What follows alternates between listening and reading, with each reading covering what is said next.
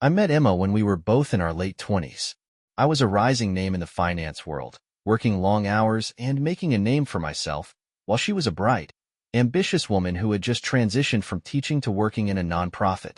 We seemed like an unlikely pair at first. I was pragmatic, structured, and methodical. She was spontaneous, outgoing, and full of idealistic dreams. But something about the contrast worked. I gave her a sense of stability, and she reminded me to loosen up and enjoy life. Our relationship moved quickly. Within 2 years, we were married, celebrating our union with a modest but elegant ceremony. We were that couple who people assumed would last forever. We had our struggles, of course. Financial stress in the early years, the usual disagreements about family visits, where to live, what our long-term goals should be, but nothing that felt like it could break us. I loved Emma deeply. Even after a decade together, I still found myself captivated by the way she laughed at the smallest things, how she could talk to anyone in a room and make them feel like the most important person in the world.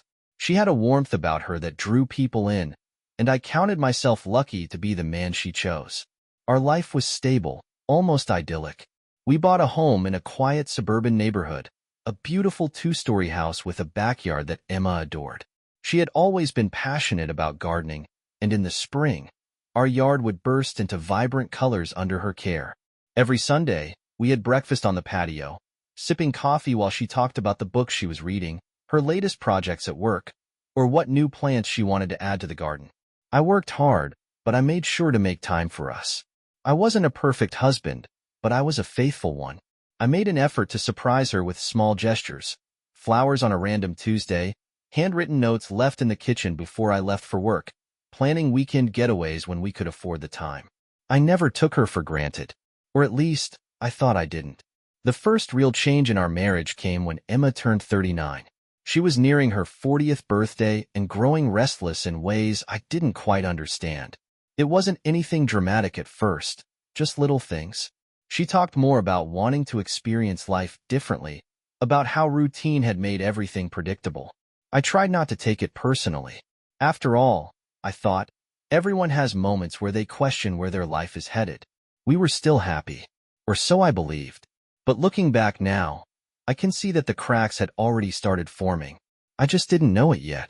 Emma's restlessness grew over time, though I only recognized it in hindsight. At first, it was small things, a new interest in meditation, a sudden desire to take up dance classes, an obsession with self-improvement books about embracing change and rediscovering yourself. I encouraged it, thinking she was just going through a natural phase of self-reflection as she approached 40. Then, there were the changes in how she dressed. Emma had always been stylish, but practical. Jeans, blouses, comfortable dresses. Lately, her wardrobe had become more daring. Tighter outfits, lower necklines, a sudden love for heels even when we were just going out for coffee. She started spending more time at the gym, something she'd never shown much interest in before. Again, I told myself it was just part of her personal growth. I even admired her dedication to staying fit. The real shift came in her attitude toward our marriage. Conversations that used to be lighthearted turned into deeper discussions about what marriage means and whether humans were truly meant for monogamy. She asked hypothetical questions. Do you think people can be happy together forever? Don't you ever wonder if we're missing out on something? I thought they were just philosophical musings, so I answered them honestly. Yes, I believe we can be happy forever if we put in the effort. No, I don't feel like I'm missing out. I chose you, and I still choose you every day. She would nod, smile, but I could see something in her eyes, a flicker of doubt, maybe even disappointment. Then she started going out more. Not in any dramatic way, just little by little. After-work drinks with colleagues. Weekend brunches with new friends I had never heard of before. Invitations to networking events that she insisted weren't my scene. At first, I didn't think much of it. Emma had always been social, and I was never the type to micromanage her time. But I started noticing a pattern. She would come home later, more energized, as if she had been somewhere that excited her in ways our home life never could. Our intimacy changed, too. Not immediately, but steadily. Emma had always been affectionate, the type to hold my hand absent-mindedly or rest her head on my shoulder while we watched TV. But she grew distant. When I reached for her, she hesitated. When we did make love, it felt mechanical, obligatory, like she was somewhere else entirely. I asked her if something was wrong. She assured me she loved me, that I was imagining things, that she was just in a weird phase. I wanted to believe her. After all, there was no concrete reason to doubt her, just a nagging feeling I couldn't shake. But feelings, as I would soon learn, don't lie. I just wasn't ready to listen yet. Emma's restlessness soon became an undeniable wall between us, an invisible barrier that only seemed to grow stronger with time. She no longer looked at me the same way, no longer laughed at my jokes, no longer reached for me like she used to. Conversations became mechanical, reduced to polite pleasantries or discussions about groceries and household chores. She was present in the house but absent from our marriage, lost in her own world, and I had no way of reaching her. At first, I told myself that maybe this was just a phase, that she was stressed, or that something external was weighing on her mind. But deep down, I knew better. There was a shift between us, something far more profound than simple exhaustion or mood swings. Her behavior changed in ways I couldn't ignore. She started staying out later, finding new reasons to be away from home. At first, it was work-related events or meetups with colleagues. Then came the newfound interest in fitness, which led to regular gym sessions and yoga classes. I encouraged her, thinking she was simply trying to better herself, but then the gym sessions turned into nights out. She would leave in leggings and a tank top, but come home dressed differently, wearing perfume that wasn't hers, carrying an energy that didn't belong to our life together. When I asked about it, she brushed it off, telling me she was just enjoying time with friends and that I was being dramatic. I wanted to believe her. I had no evidence to suggest anything was wrong, other than my growing unease. Intimacy became another casualty of whatever was happening between us. We used to be close, effortlessly affectionate in a way that felt natural. She would kiss me when she walked past, touch my hand during dinner, rest her head on my shoulder while we watched TV. But those moments disappeared. When I reached for her, she hesitated. When we kissed, it felt like she was going through the motions rather than feeling anything real. The warmth, the familiarity, the connection, it was all slipping away, and I didn't know how to hold on to it. I tried to talk to her, asked her if something was wrong, if I had done anything to make her feel distant. She rolled her eyes, told me I was overanalyzing, that everything was fine and I needed to stop imagining problems that didn't exist. But they did exist, and the more she dismissed them, the more I began to realize that the woman I had married, the one who once swore she would always be honest with me, was keeping something from me. Her phone became another source of suspicion. Emma had never been secretive about her devices before, often leaving them around the house without a second thought. But now, it was always in her hand or tucked away in her pocket, face down on the table whenever she wasn't using it. If it buzzed, she would glance at it quickly, turning the screen away before responding. When I entered a room, she would lower her voice if she was on a call, or lock her screen as if she had something to hide. At first, I told myself I was overthinking, that maybe she had simply become more private. But the feeling in my gut told me otherwise. I spent my days caught in a silent battle between denial and reality. I didn't want to be the paranoid husband who accused his wife of things without proof, but I also couldn't shake the growing certainty that something was very, very wrong. Every time she walked out the door, I wondered where she was really going. Every time she smiled at her phone, I questioned who was on the other side of the conversation.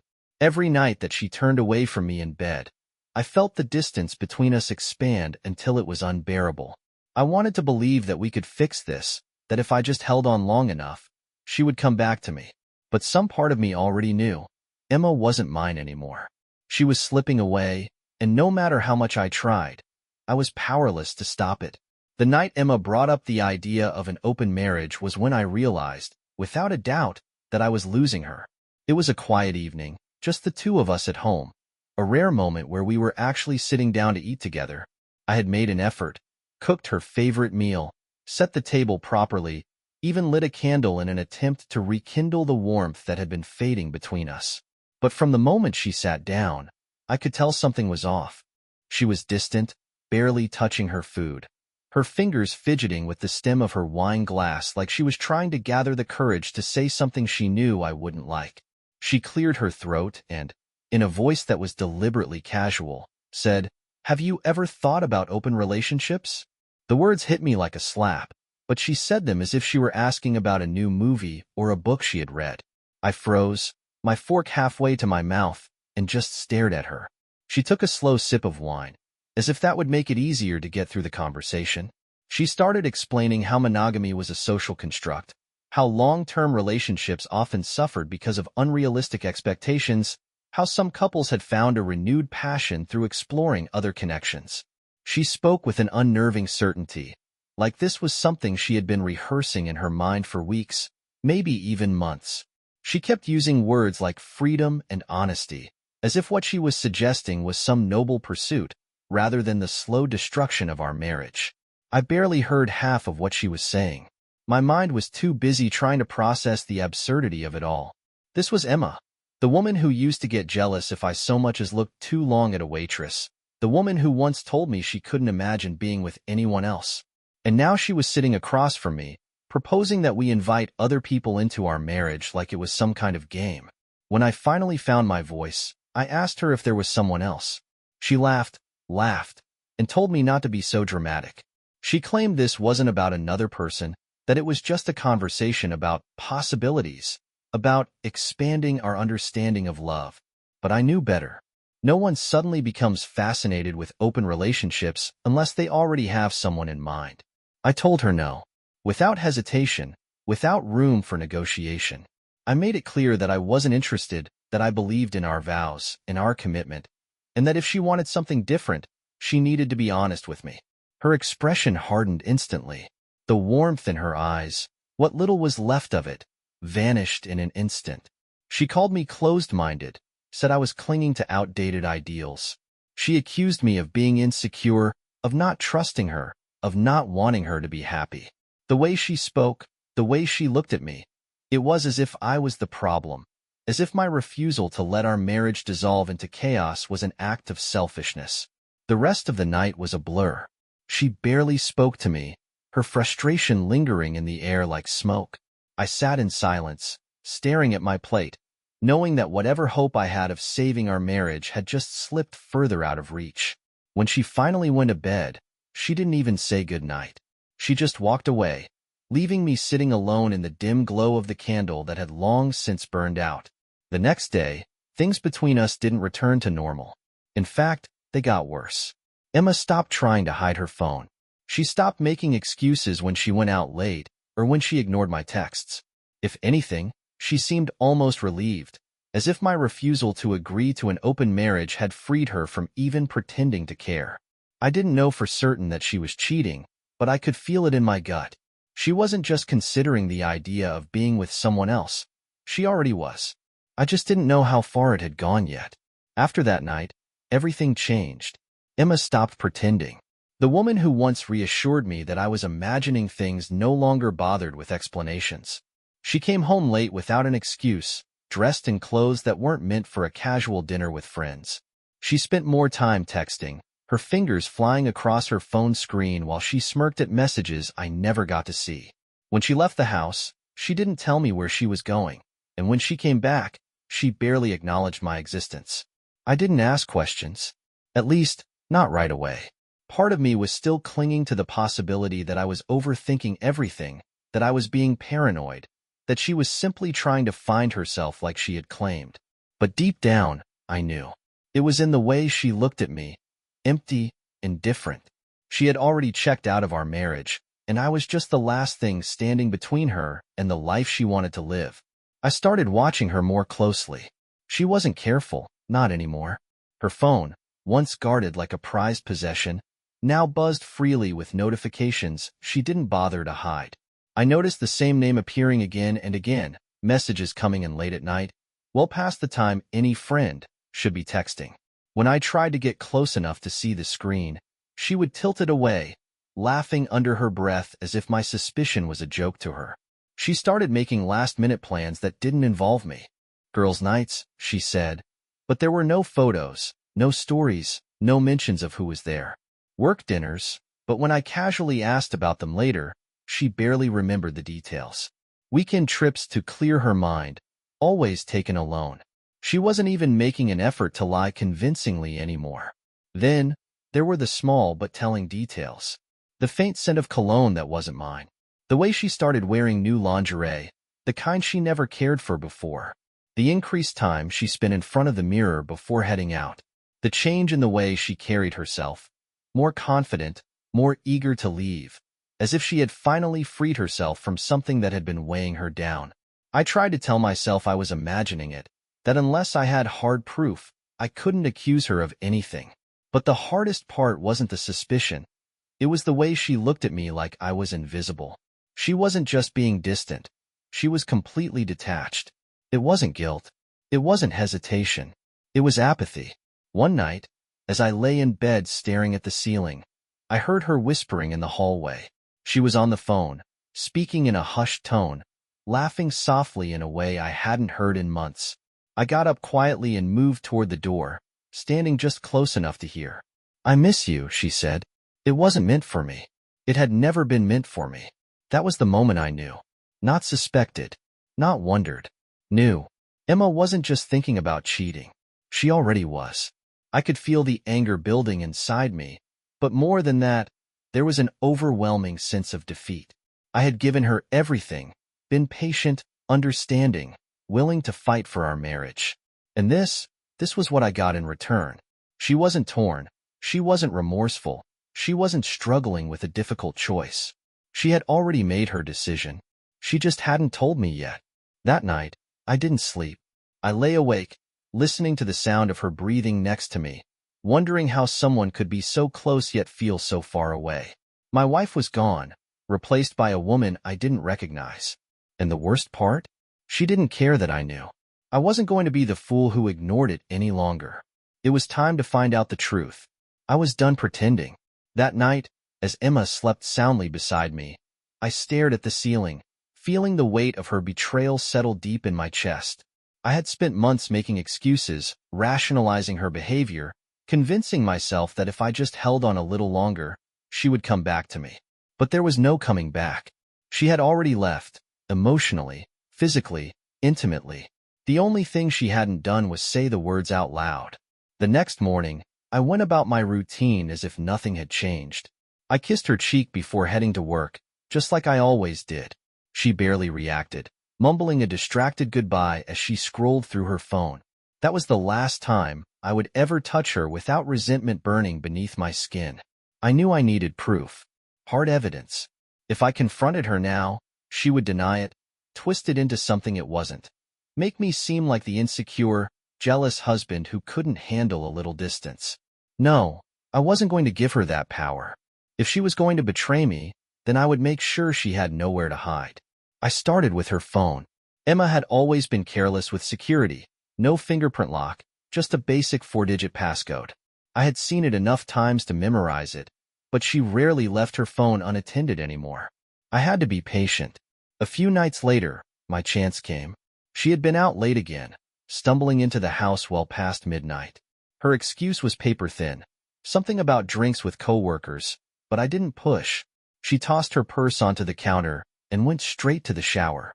Her phone, for once, was left unguarded. I hesitated for only a moment before picking it up and unlocking it. My heart pounded as I scrolled through her messages. Most conversations were mundane, nothing suspicious. Then, I saw a name I didn't recognize, Dylan. No last name, just Dylan. I opened the chat. At first, it was nothing explicit. Flirty messages, inside jokes, compliments that went beyond the boundaries of a married woman's conversations. Then, as I scrolled further back, my stomach twisted. Last night was amazing. I can't stop thinking about you. When can I see you again? I miss your hands on me. I clenched my jaw, forcing myself to keep reading, even as my vision blurred with rage. There were no pictures, no obvious discussions of sex, but the intent was there. The betrayal was written in every word. I put the phone back exactly as I found it and walked to the bathroom. The sound of water running filled the silence of the house. Emma was in there, washing the scent of another man off her body, completely unaware that I now knew the truth. But I wasn't going to explode. Not yet. Instead, I needed more. I needed to know how deep this went, how long it had been happening, how much of our life had been a lie. The next morning, I installed a small GPS tracker under her car. A simple device, one that would sync to my phone and give me her location in real time. If she was meeting Dylan, I would know. For the next week, I watched her. She still kept up the act, playing the role of a wife with just enough effort to maintain the illusion. But I knew better. Every time she left for yoga, every time she went out for drinks, every time she claimed she was working late, I checked the tracker. The results were always the same. She wasn't at the gym. She wasn't at the office. She wasn't with friends. She was meeting him. And now, I had proof. The next time she left, I followed her. The moment had finally arrived. After weeks of watching, waiting, and collecting evidence, I was done playing the patient husband. I wasn't going to let her lies continue, wasn't going to let her sit across from me at dinner and pretend she wasn't betraying me. She thought she was untouchable, that she was getting away with it. But tonight, she would learn just how wrong she was. I watched as Emma got ready in front of the mirror, carefully applying her makeup, choosing an outfit that was too elegant for a simple night out with friends. She barely spared me a glance as she spritzed perfume on her wrists, humming a tune like she didn't have a single care in the world. "I'll be late tonight," she said without looking at me, slipping on her heels. "Where are you going?" I asked, feigning indifference. She barely hesitated before replying, "Dinner with some of the girls from work." A blatant lie. I had already checked the tracker earlier that day, confirming that she wasn't meeting anyone from work. The pattern was clear. Whenever she gave these vague excuses, she always ended up in the same location. A hotel on the other side of town. She left the house without another word, confident that I was still the fool she had made me out to be. But this time, I wasn't going to sit back and wonder where she was. This time, I was going to see it with my own eyes. I followed her, staying far enough behind that she wouldn't notice. My hands clenched the steering wheel as I watched her pull into the hotel parking lot. She sat in her car for a moment, checking her phone, probably letting him know she had arrived. Then, without hesitation, she stepped out and walked toward the entrance. I parked nearby, my pulse hammering in my ears.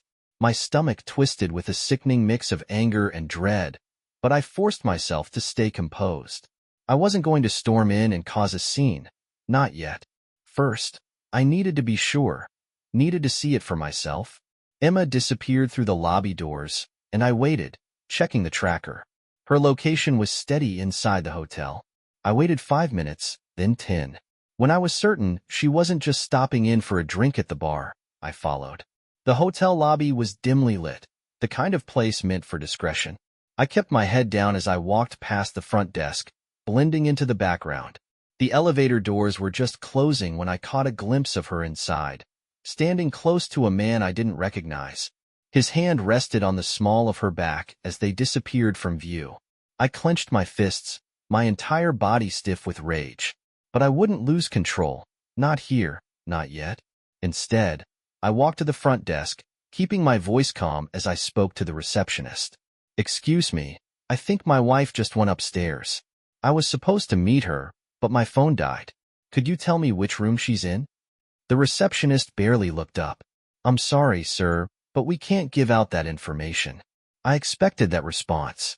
I needed another way. Stepping away, I pulled out my phone and checked her location again. She had stopped moving, meaning she was in the room now.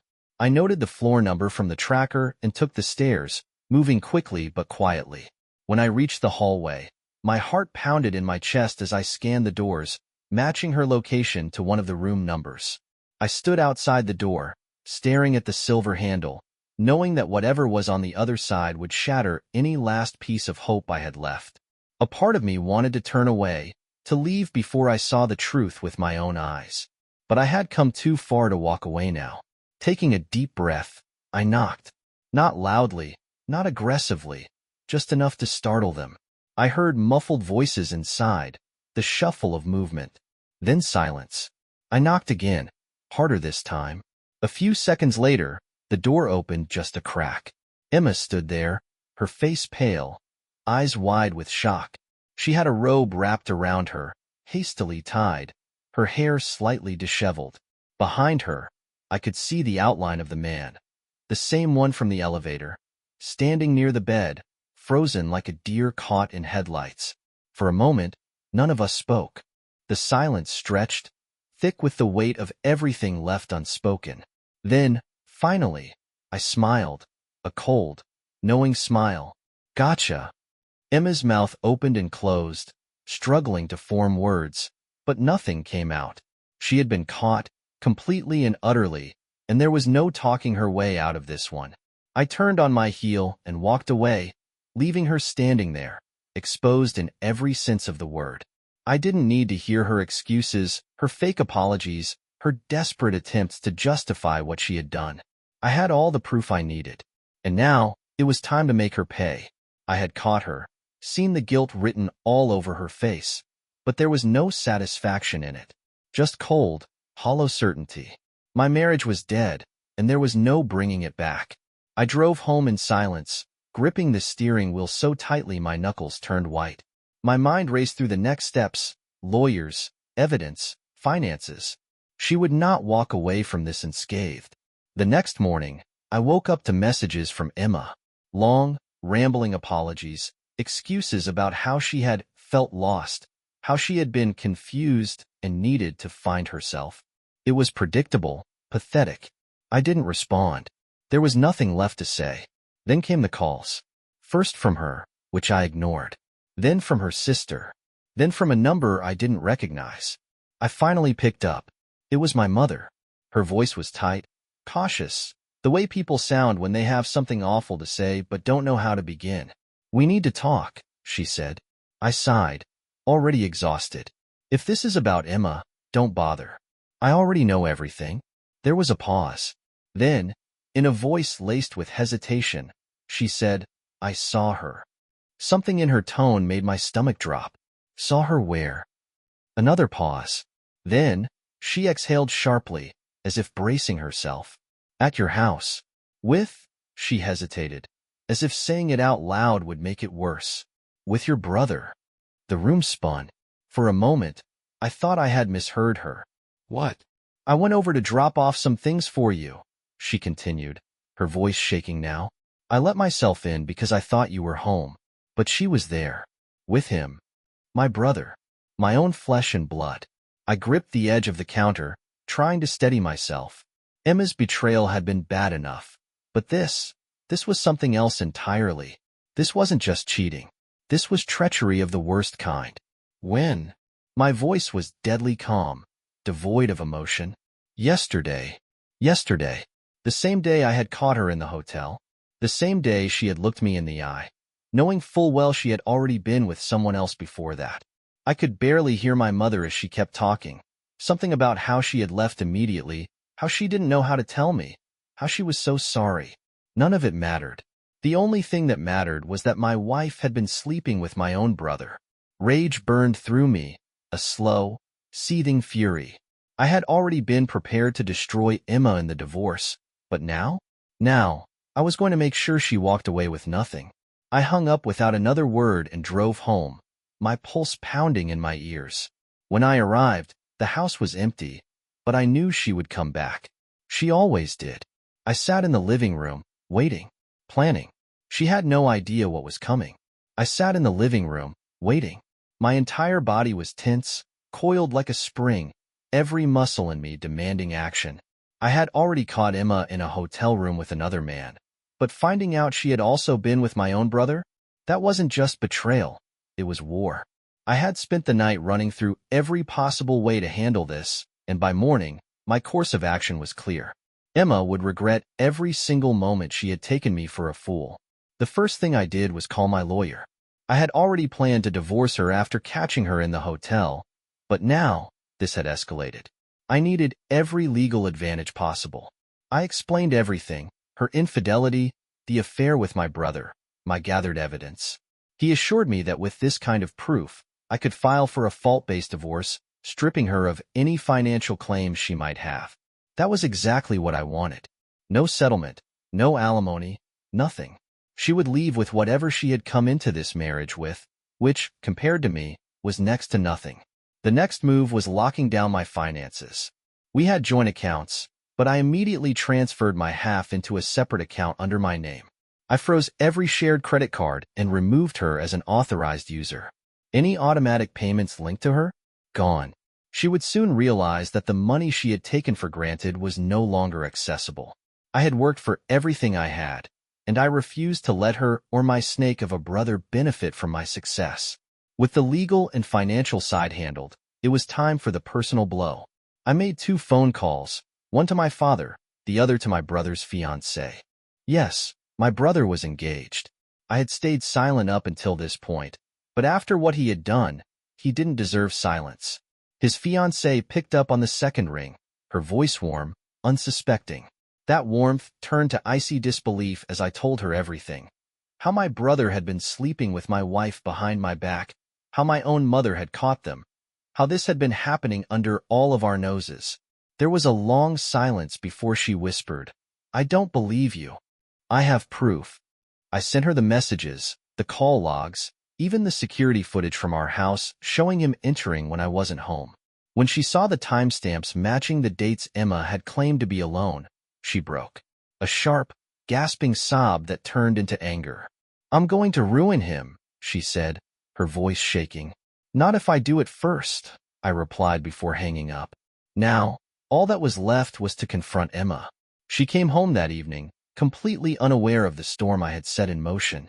As she walked through the door, she looked exhausted, as if she had been carrying the weight of her own guilt.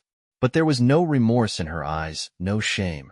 Just that same detached coldness she had worn for months. She barely made it 3 steps inside before I spoke. "I know." She turned to me, feigning confusion. "Know what?" I stood, my fists clenched at my sides. "I know about you and my brother." Her face drained of color, her breath catching for just a fraction of a second before she tried to compose herself. "That's not—" "Don't lie to me," I snapped. "My mother saw you. I have proof. And I already told his fiancée." That was when the mask cracked. Her lips parted. Her hands trembled slightly. She opened her mouth as if to say something, but what was there left to say? There was no excuse that could erase what she had done. Her silence was all the confirmation I needed. I stepped forward, towering over her, making sure she understood that this was the end. "We're done. My lawyer will be serving you divorce papers this week. You'll get nothing. No money, no house, not a damn cent from me." She swallowed hard, her eyes darting around the room, probably realizing that all the things she had gotten comfortable with, her lifestyle, her security, were about to be ripped away. "You can't just—" "I already did." I grabbed the folder from the table and tossed it at her. Bank statements showing her removed from all accounts, the official paperwork for the divorce, and the evidence I had collected. She flipped through the pages with shaky fingers, her face growing paler by the second. I walked past her, heading for the door. "Pack your things. You have until the end of the week to get out." As I stepped outside, I felt something I hadn't felt in a long time. Peace. The weight of her deception, of my wasted years, was finally lifting. She had played her game, thinking she would win, but I had just made sure she lost everything. The house was no longer hers.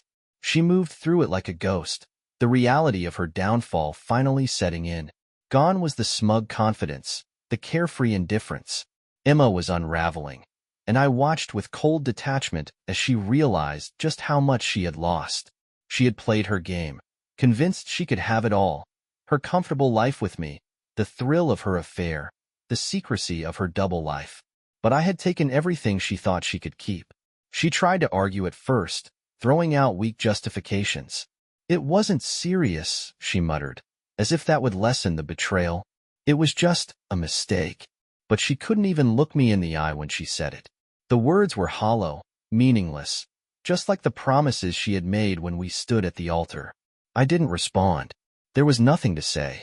Instead, I watched as she packed her things, stuffing clothes into suitcases with frantic, jerky movements. The realization that she had nowhere to go was sinking in. Her family wouldn't take her in. They had always respected me, and they would see her as the disgrace she had become. The friends she had spent so much time with weren't really friends at all, just distractions, people who wouldn't care enough to offer her a place to stay. And my brother? He had his own hell to deal with. I had made sure of that. My confrontation with him had been short. I didn't need an argument or some dramatic brawl. He wasn't worth that. Instead, I let his fiancée handle him first. By the time I arrived at his place, she had already gone through his phone, found more proof, screamed in his face, and thrown her engagement ring at him. His apartment was a mess. Clothes on the floor, shattered glass from the whiskey bottle he had clearly knocked over in frustration. He looked up when I entered, his face a mixture of shame and fear. Shut up, I said, my voice devoid of emotion. I'm not here to hear your excuses. He swallowed hard, staring at the ground like a child caught stealing. I didn't mean. I let out a sharp laugh. Don't insult me.